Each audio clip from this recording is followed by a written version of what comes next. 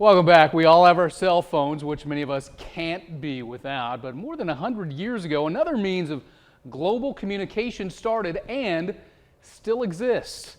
Fox 14's Stacy Lindsay today spent some time with the Southeast Kansas Amateur Radio Club to learn about the modern appeal of an age-old craft. I heard you. Actually, I did that wrong. That's a kilo out for one. That's the sound of Joe Porter connecting with people across the globe. Some of the things I remember most is like talking to Europe and France and England. I've talked to France and England quite a bit. Talking, but not in the traditional sense. Porter is an amateur or ham radio operator. He exchanges messages through the airwaves with basic equipment, a lot of which is made by hand. What we call homebrew, where you build your own little kits and radios and connectors and that kind of thing. You use Altoid tins, old wire. Jeff Chansey started the Southeast Kansas Amateur Radio Club several years ago. He, Porter, and the other members meet every month to make connections, talk Morse code, and even go over emergency capabilities.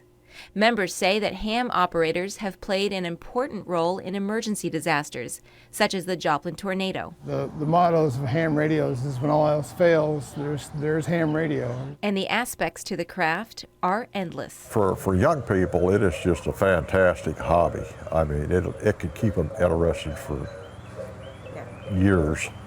Porter agrees. After all, it was during his high school years when he met a ham operator and fell for the craft. I was led back into his ham shack, as we call it, which was a room on the house where he had all of his radio equipment. And I was so fascinated that he could sit down and just talk to somebody just about any place in the world. And I thought, boy, I'd like to do that. Decades later, Porter still gets excited about who and where his next connection will be.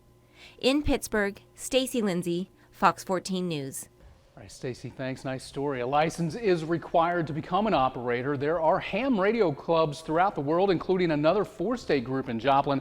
Some members say the craft